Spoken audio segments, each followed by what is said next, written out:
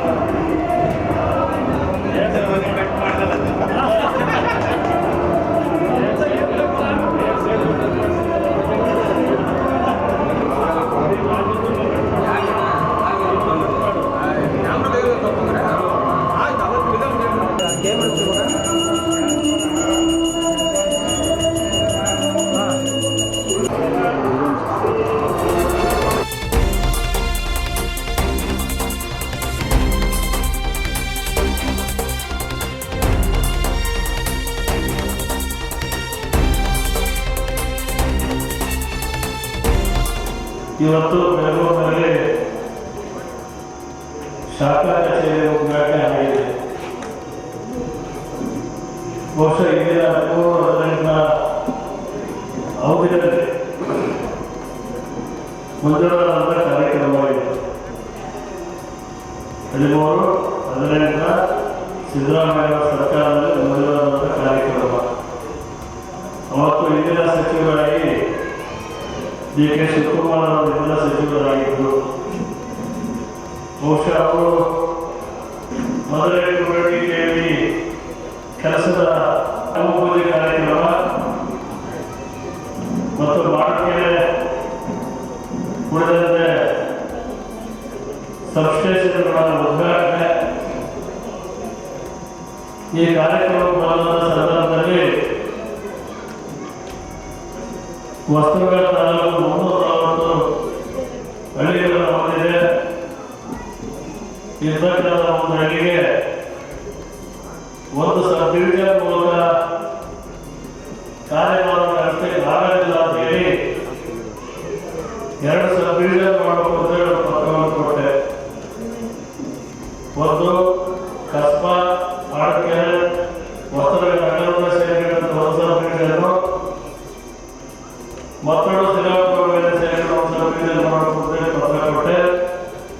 ಅದರ ಜೊತೆಗೆ 6 ಶಾಖಾ ಕಚೇರಿಗಳು, ಒಂದು ಬೆಂಗಳೂರು, ಮತ್ತೊಂದು ನರಸೀಪುರ, ಮಾಡಕೆರೆ, ಹೊಸದುರ್ಗ, ಬಾಗಲೂರು, 6 ಶಾಖಾ ಕಚೇರಿಗಳು 2 ಸಬ್ ಡಿವಿಷನ್ಗಳನ್ನು ಒಂದೇ ಆದೇಶ ಮಾಡಿ ಡಿ.ಕೆ. ಶಿವಕುಮಾರ್ ಆದೇಶವನ್ನು ಹೊರಡಿಸಿದರು. ಅಂತ ಒಂದು ದಿಟ್ಟ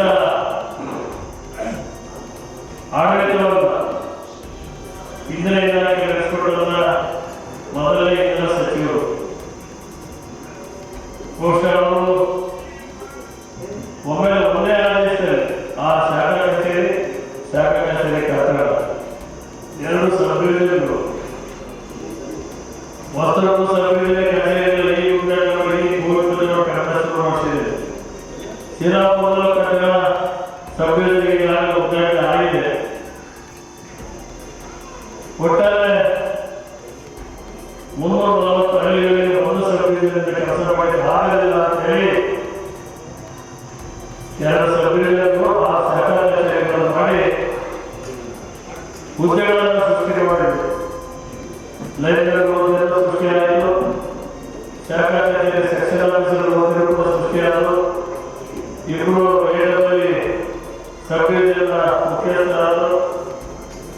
ಈ ರೀತಿ ಅನೇಕ ಹುದ್ದೆಗಳನ್ನು ಸೃಷ್ಟಿ ಮಾಡಿ ಕಚೇರಿಯನ್ನು ಹೆಚ್ಚು ಮಾಡಿದರು. ಕಾರಣ ಏನು ಕೇಳಬಹುದು. ಹೊಸದಾಗಿ ತಾಲೂಕು ತೆಂಗು, ಅಡಿಕೆ, ಬಾಳೆ ಮೇಲೆ ಅನೇಕ ತೋಟಗಾರಿಕೆ ಬೆಳೆಗಳು, ತರಕಾರಿ ಬೆಳೆಗಳು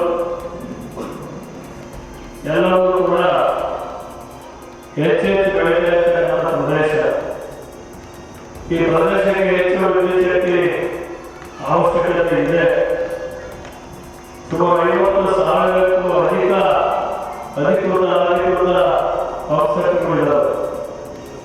ಇದರ ಜೊತೆಗೆ ಗ್ರಾಮ ಪಂಚಾಯತಿ ಕೊಡುಗೆ ಆಫೀಸರ್ಗಳು, ಇದೆಲ್ಲ ಆಫೀಸರ್ಗಳಿಗೆ ಮತ್ತೆ ಮನೆ ಮನೆಗೆ ವಿದ್ಯುತ್ ಶಕ್ತಿ ಎಲ್ಲವೂ ಕೂಡ ಹೆಚ್ಚಿನ ವಿದ್ಯುತ್ ಶಕ್ತಿ ಸರಬರಾಜು ಆಗಬೇಕು ಅಂತ ಮನೆಗಳು ಇಷ್ಟೆಲ್ಲ ಅವಕಾಶಗಳನ್ನು ಮಾಡಿಕೊಟ್ಟಿದ್ದಾರೆ. ಯಾರಿಗೋಸ್ಕರ? ರೈತರಿಗೋಸ್ಕರ ಮಾಡಿಕೊಟ್ಟಿದ್ದಾರೆ. ಇಷ್ಟೆಲ್ಲ ಕಾರ್ಯಕ್ರಮಗಳನ್ನು ಮಾಡಿ ಬೇರೆ ಬೇರೆ ಕೆಲಸ ಮಾಡಿ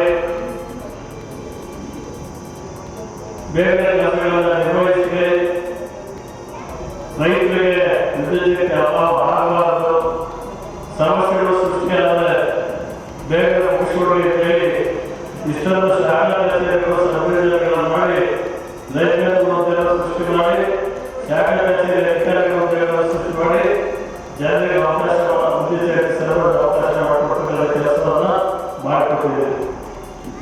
ನಮ್ಮ ಅಧಿಕಾರಿಗಳು ಕೂಡ ನಮ್ಮ ಇಂಧನ ಇಲಾಖೆ ಯಾಕೆ ಇಷ್ಟೊಂದು ಕಚೇರಿಗಳನ್ನು ಓಪನ್ ಮಾಡಿದೆ, ಯಾಕೆ ಇಷ್ಟೊಂದು ಹುದ್ದೆಗಳನ್ನು ಸೃಷ್ಟಿ ಮಾಡಿದೆ, ಯಾರಿಗೋಸ್ಕರ ಸೃಷ್ಟಿ ಮಾಡಿದೆ, ಇದನ್ನು ಅರ್ಥ ಮಾಡಿಕೊಂಡು ರೈತರಿಗೆ ಒತ್ತಡದಿಂದ ಸ್ಪಂದಿಸಬೇಕಾದ ಕೆಲಸ ಇಷ್ಟೆಲ್ಲ ಶಾಖಾಚಾರವಾಗಿ ರೈತರನ್ನು ಸೃಷ್ಟಿ ಮಾಡಿ ಸಂವಿಧಾನಗಳನ್ನು ಮಾಡಿ ಅಲ್ಲೇ ಎಸ್ಟಿಮೇಟ್ ಮಾಡಬೇಕು, ಅಲ್ಲೇ ಸ್ಟ್ಯಾಟ್ಯೂಟ್ ಕೊಡಬೇಕು, ಅಲ್ಲೇ ತಟಸ್ಥಗಳನ್ನು ನೋಡಬೇಕು ಅನ್ನೋ ಉದ್ದೇಶ ಇಷ್ಟೆಲ್ಲ ಮಾಡಿದ್ರು.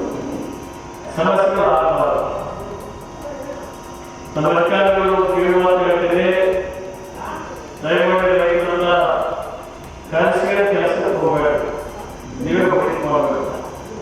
ತೀಸಿ ಸುಟ್ಟು ಹೋಗ್ತವೆ, ಸುಟ್ಟ ಸಾಲವನ್ನು ನೀವೇ ಹೋಗಿ ಹಾಕಿ ಹೋಗ್ಬೇಕು, ಕೇಳಿಸಿದ್ರೆ ಹಾಕಬಾರ್ದು, ನೀವೇ ಹಾಕಬೇಕು. ಅನೇಕ ನೋಡಿ ಹಾಕಬೇಕು. ಕೆಲಸಗಳನ್ನ ಏಳಿಸಿಕೆ ಮಾಡೋದು ಒಳ್ಳೆಯದಲ್ಲ.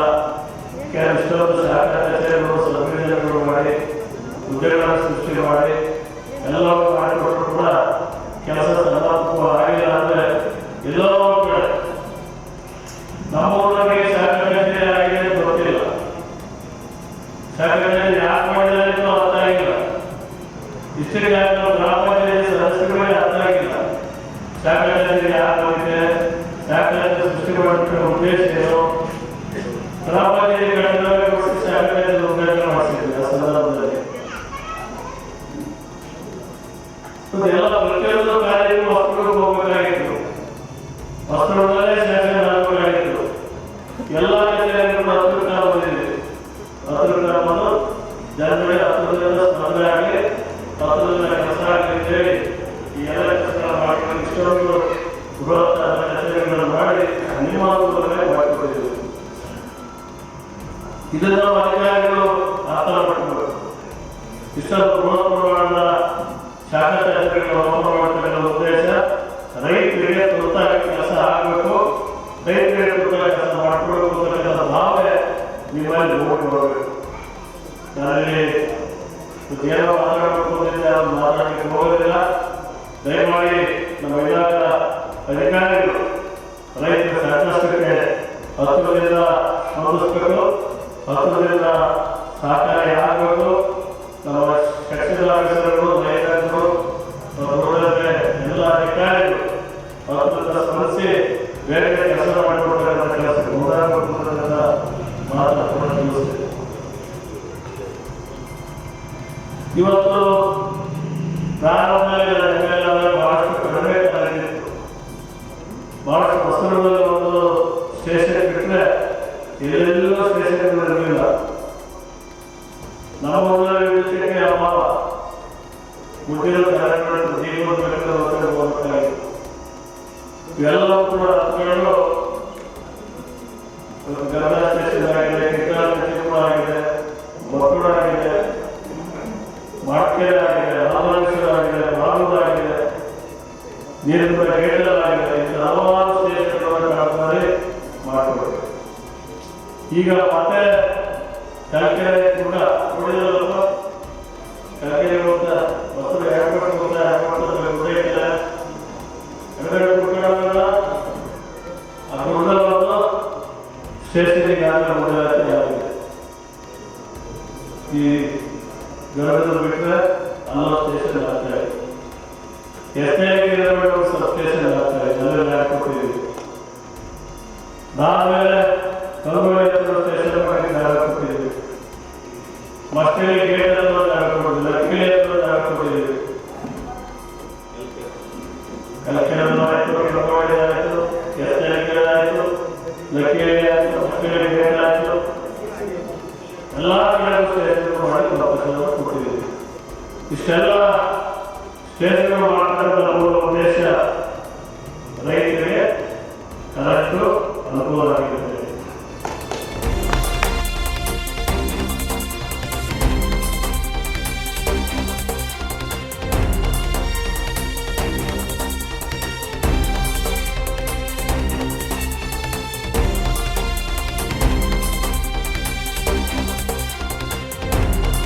ಈಗಾಗಲೇ ಮಾತಾಡ್ತಾ ತಿಂಗಳು ಭಾಳ ಚೆನ್ನಾಗಿ ಹೇಳಿದರು.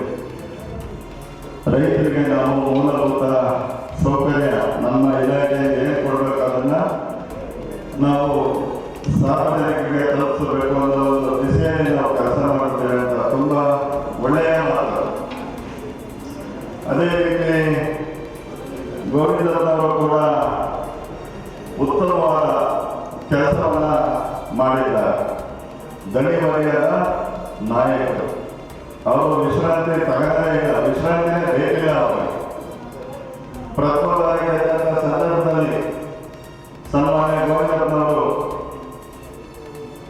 ಪಕ್ಷೇತರ ಅಭ್ಯರ್ಥಿಯಾಗಿ ಗೆದ್ದರು.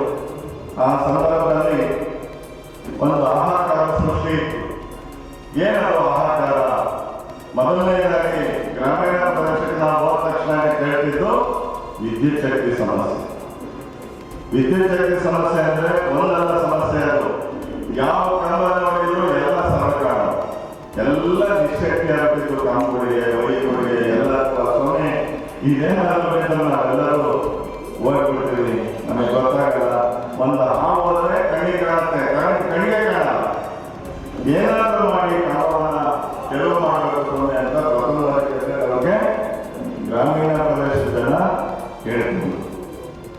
ಸನ್ಮಾನ್ಯ ಗೋವಿಂದ ಸಾಹೇಬ್ ಅದಕ್ಕಾಗಿ ಕೋಟಿಗಟ್ಟಲೆ ಹಣವನ್ನು ಹಾಕಿಸಿ ಅದನ್ನ ಆ ಕಂಬ ಮತ್ತು ತಂತಿ ತಾಲೂಕಿನಾದ್ಯಂತ ನಿವಾರಣೆ ಮಾಡಿದರು. ಆ ಹೆಗ್ಗಳಿಕೆ ಸನ್ಮಾನ್ಯ ಗೋವಿಂದ ವಹಿಸಿದರು. ಇವತ್ತು ಅಷ್ಟೇ ನಮ್ಮ ತಾಲೂಕಿಗೆ ಇನ್ನು 50 ವರ್ಷ ಕರೆಂಟಿನ ಸಮಸ್ಯೆ ಮಾಡಿದ್ದಾರೆ ಅಂದರೆ ಈ ರಾಜ್ಯದಲ್ಲಿ ಸನ್ಮಾನ್ಯ ಗೋವಿಂದಪ್ಪನವರು ಬರಬೇಕಾಗಿ 50 ವರ್ಷ ಕರೆಂಟ್ ಯಾವಾಗಲೂ ಸಮಸ್ಯೆ ಆಗಿದೆ. ಈಗ ಒಂದು ಹೇಳಿದ್ರು, ನಾನು ಕೇಳಿದ್ರು ಸನ್ಮಾನ್ಯ ಎಕ್ಸಿಕ್ಯೂಟಿವ್ ಇಂಜಿನಿಯರ್ ಸಾಹೇಬರು, ಅದೇನಾದರೆ ಇನ್ನೂ ನಮಗೆ ಸಮಸ್ಯೆ ಬರದೇ ಇಲ್ಲ. ಇವತ್ತು ನಾವೆಲ್ಲರೂ ಕೂಡ ಕೃಷಿ ಕುಟುಂಬದಲ್ಲಿದ್ದೀವಿ, ಕೈಗಾರಿಕೆ ಕುಟುಂಬದಲ್ಲಿದ್ದೀವಿ, ಟೈಲರಿಂಗ್ ಕುಟುಂಬದಲ್ಲಿದ್ದೀರಾ, ಎಲ್ಲರಿಗೂ ಕರೆಂಟ್. ನಾವೆಲ್ಲ ಇತರ ಸಂದರ್ಭದಲ್ಲಿ ಎಲ್ಲ ವಿಷಯ ಗೊತ್ತಾಗ ಹಿಂಗೆ ಕಾಲ ಗೊತ್ತಾರೋ ಟೈಲರ್ ಈಗಾಗಲೇ ಎಲ್ಲ ಕರೆಂಟ್ ಬಳಕೆ ಮಾಡ್ತಾ ಇದ್ದಾರೆ. ಕಿಟಕಿ ಫ್ಯಾಕ್ಟ್ರಿ ಕರೆಂಟ್ ಬೇಕು, ಯಾವುದಕ್ಕೂ ಕೂಡ ಕರೆಂಟ್ ಬೇಡ. ಯಾರಾದ್ರೂ ಒಬ್ಬರು ಕೈಯಲ್ಲಿ ನೋಡೋಣ, ಎಲ್ಲರಿಗೂ ಬೇಕು ಕರೆಂಟ್ ಅಂತ ವಿದ್ಯುತ್ ಶಕ್ತಿಯನ್ನು ಅರಿತು ನಮ್ಮ ತಾಲೂಕಿನ ಯಾರು ಕೂಡ ನನಗೆ ಗೊತ್ತಿಲ್ಲ, ರಿಸೀವಿಂಗ್ ಸ್ಟೇಷನ್ ಬೇಕು, ಉಪಕೇಂದ್ರ ಬೇಕು, ಏನು ಸಮಸ್ಯೆ ಅಂತ ಅದನ್ನು ಅರಿತು ಮಾಡ್ತಕ್ಕಂಥ ಬುದ್ಧಿವಂತಿಕೆ ಇದೆಯಲ್ಲ, ಹೃದಯವಂತಿಕೆ ಇದೆಯಲ್ಲ, ನಾವು ಅದನ್ನು ಮೆಚ್ಚಬೇಕು. ಸನ್ಮಾನ್ಯ ಗೋವಿಂದ ಸಾಹೇಬ್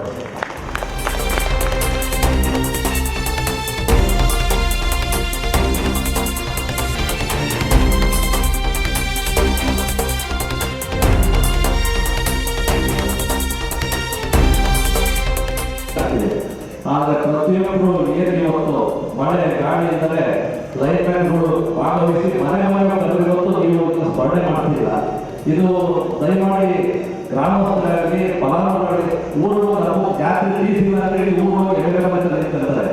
ಆದರೆ ಇವರು ಕಾರ್ಯಕ್ರಮ ಮಾಡಬೇಕಾದ್ರೆ ನೀವು ಯಾವ ರೀತಿ ಸಪೋರ್ಟ್ ಮಾಡ್ತೀರಾ? ಕರ್ನಾಟಕ ಮಹಿಳೆಯರಿಗೆ ವಸ್ತುಗಳು ವಸ್ತುಗಳು ಸ್ನಾನದಿಂದ ಬೆಂಗಳೂರಿಗೆ ಇವತ್ತು ಈ ಗ್ರಾಮಕ್ಕೆ ಸಬ್ಸ್ಟೇಷನ್ ಮಾಡ್ತಿದ್ದಾರೆ. ಇದನ್ನೆಲ್ಲ ಯಾಕಂದ್ರೆ ನಾವು ಸ್ಮರಣೆ ಮಾಡ್ತಾ ಇದ್ರೆ ಯಾವಾಗ ಕೆಲಸ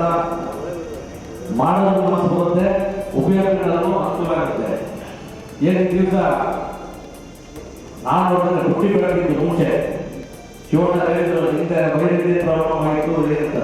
ನಮ್ಮ ನಾರಾಯಣದಲ್ಲಿ ನಾನು ನಗರ ಪಂಚಾಯತಿ ಈ ಗ್ರಾಮದ ಫಲಾನುಭವಿ ನಾವು ಕರೆಂಟ್ ಪಂಚಾಯತಿಂದ ಎಕ್ಸ್ಪ್ರೆಸ್ ಮಾಡಿ ಕರೆಂಟ್ ಕೊಟ್ಟರು. ನಮ್ಮ ತಂದೆ ಶಾಸಕರಿದ್ದಾರೆ ಇದರ ಗೋವಿಂದ ಅವರು ಮಾರ್ಗದರ್ಶನ ಮಾಡಿದ್ರು. ಅದಾದ್ಮೇಲೆ ಇಲ್ಲಿ ತನಕ ನಮ್ಮನೆ ಒಂದು 2 ವರ್ಷ ಫೋನ್ ಮಾಡಿ ಎಕ್ಸ್ಪ್ರೆಸ್ ಮಾಡಿದ್ರೆ ಕರೆಂಟ್ ನಮಗೆ ಸಿಗ್ತಿಲ್ಲ, ಭಾಳ ಪ್ರಾಬ್ಲಮ್ ಆಗಿದೆ ಅಂತ ಹೇಳ್ತಾರೆ. ಅದನ್ನು ಇಮಿಡಿಯೇಟ್ ನಮಗೆ ಏನೀಗ ಜೂನ್ನಿಂದ ಏನು ಪ್ರಾಬ್ಲಮ್ ಅದು ಕ್ಲಿಯರ್ ಮಾಡಿದ್ದಾರೆ. ಯಾವ ಹೆಜ್ಜೆ ಹೇಳಿದ್ರೆ ಈ ಸರ್ಕಾರ ಬಂದಮೇಲೆ ಹಿಂದೆ 2000 ಗೋವಿಂದ ಬಂದಾಗ ಟಿ ಸಿ ನೀವು ಹೇಳಿದ್ರಿ, ಅದಕ್ಕೆ ಮುಂಚೆ ಟಿ ಸಿ ಬ್ಯಾಂಕ್ ಆದಮೇಲೆ ಅವ್ರು ಮಾಡುವಂಥ ಸೇವೆ ಮುಂದುವರೆದಲ್ಲ ಇದನ್ನ ಹಣಕಾಸಿನ ಸಮಸ್ಯೆ ಮಾಡ್ಕೊಂಡಿದ್ರು, ಅದನ್ನ ಫ್ರೀ ಕ್ಯಾಶ್ ಕೊಟ್ಟಿದ್ರು ಗೋವಿಂದ ಕೊಟ್ಟಿದ್ರು. ಅದನ್ನೆಲ್ಲ ಸ್ಮರಣೆ ಮಾಡಬೇಕು. ಇವತ್ತಿನ ವೇದಿಕೆ ಕುರ್ಚಿಯು ಖಾಲಿ ಇರೋದು, ಆದರೆ ಲೈನ್ ಮ್ಯಾನ್ಗಳು ಕನ್ವರ್ಟರ್ ವಾಟ್ಸಪ್ ಹಾಕಿದಾಗ ರಾತ್ರಿ ಸಿಗ್ನಲ್ ಹೊಡಿತಿರುತ್ತೆ, ಕರೆಂಟ್ ಇಲ್ಲ ಹೋಗಿ ಲೈನ್ ಹಾಕ್ತಾರೆ. ಇವತ್ತು ಅವ್ರ ಕಾರ್ಯಕ್ರಮ ನಾವು ಯಾವತ್ತೂ ಗಾಳಿ ಬೆಳಕು ಎಷ್ಟು ಮುಖ್ಯವಾಗಿದೆ ನಮಗೆ ದಿನದ ಕಾಲದಲ್ಲಿ ಇವತ್ತು ಅವರು ಮುಖ್ಯವಾಗಿ ನೆನೆಸ್ಕೋಬೇಕು. ಅವ್ರು ಮಾಡೋಂಥ ಕೆಲಸ ನಾಟಕ ಮಾಡಬೇಕು. ಏನು ಹಿರಿಯರಾದ ಗೋವಿಂದರವರು ಅವರು ಕನಸು ಇಟ್ಕೊಂಡು ಇವತ್ತು 400 KV ಮಾಡೋಕ್ಕೆ ಯಾವ ಯೋಜನೆ ಮಾಡಬೇಕು. ಶಿವಣ್ಣ ಕೆಲವರು ಎಲ್ಲೆಲ್ಲಿಂದ ಏನೇನು ಮಾಡಬೇಕಂದ್ರೆ ಇಡೀ ತಾಲೂಕಿನ ರೂಪುಗೊಂಡ ಶಾಸನದ ತಲೆಯಿದೆ. ಯಾರು ಏನಂತ ಅವಶ್ಯಕತೆ ಅವರೆಲ್ಲ ಎಲ್ಲೆಲ್ಲಿ ಏನೇನು ಮಾಡಬೇಕು ಆಲೋಚನೆ ಅಷ್ಟೇ. ನಾನು ಇಲ್ಲಿ ಯೋಜನೆ ಮಾಡಬೇಕು, ಇದು ಮಾಡಿಕೊಡ್ಬೇಕು, ಬಂದಾಗ ಈ ಸ್ಕೀಮ್ ಈ ರೀತಿ ತರಬೇಕು, ಇಲ್ಲಿ ನೀವು ಮನೆಗೆ ರಸ್ತೆ ಮಾಡಬೇಕು ಅಂತ ಪ್ರತಿಯೊಬ್ಬರು ಪ್ರತಿ ಹೆಜ್ಜೆಯಲ್ಲೂ ಅವರು ಮನಸ್ಸನ್ನು ಇಟ್ಕೊಂಡು ಕೆಲಸ ಮಾಡ್ತಿದ್ದಾರೆ. ಇವತ್ತಿನ ದಿವಸ ಏನೀಗ ನಮ್ಮ ಬೆಂಗಳೂರು ಬಗ್ಗೆ ಶಾಖ ರಚನೆ ಮಾಡಿದರೆ ಏನು ಮಾಡೋದಕ್ಕೆ ನಾವೆಲ್ಲ ಅವರು ಅಭಿನಂದಿಸಿ ಮುಂದೆ ಏನು ನಮ್ಮ ಒಬ್ಬರಿಗೆ ಕರೆಂಟಿನ ಒಂದು ವ್ಯವಸ್ಥೆಗೆ ಇನ್ನೂ ಹೆಚ್ಚಿನ ಅನುಕೂಲ ಮಾಡಿಕೊಡ್ಬೇಕಂತ ಹೇಳಿ ತಮ್ಮಲ್ಲಿ ಇನ್ನೊಂದು ಪ್ರಾರ್ಥಿಸ್ತಾ ಮಾತು ಜಯ ಜಯ ಕರ್ನಾಟಕ.